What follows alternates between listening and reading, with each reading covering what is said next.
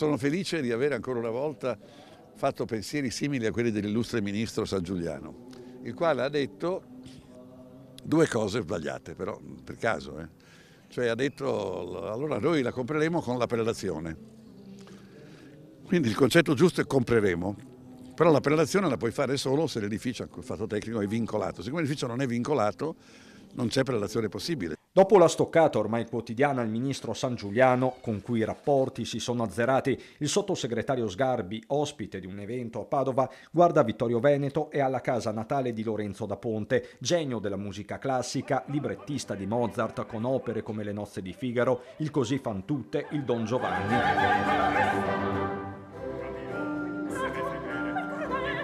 L'immobile, a pochi passi dal centro, è oggi in abbandono e in vendita. Una vergogna, in Italia si parla solo di Maneskin, aveva tuonato poche sere fa il maestro Riccardo Muti, portando lo stesso Sangiuliano a valutare la possibilità di acquisto da parte dello Stato. Ma in terra veneta Sgarbi puntualizza e rilancia. L'acquisto è importante, la segnalazione di Muti è molto importante, il ministro ha recepito l'importanza, però la procedura, perché nelle nostre materie la procedura è importante, presuppone che dopo le sue dichiarazioni così molto entusiastiche si proceda con la chiamata del sovrintendente, la procedura di vincolo, il vincolo all'edificio e poi trovarsi anche un compratore, perché se non c'è quello la prelazione non c'è. Per Sgarbi occorre coinvolgere le fondazioni bancarie, in ballo c'è un pezzo di storia italiana, apprezza l'interesse il comune, da tempo impegnato nel valorizzare il suo genio locale, ma senza i soldi per comprare la casa, 130.000 euro solo l'immobile. È un posto prezioso, noi speriamo che possa diventare anche,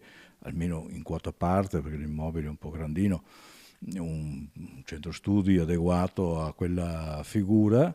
Però quello che dichiaro è che il comune di Vittorio Veneto da solo non ce la fa mica. Io vedo con favore che anche a livello nazionale ci si accorga di questa carenza e se qualcuno viene avanti gli faremo i punti d'oro.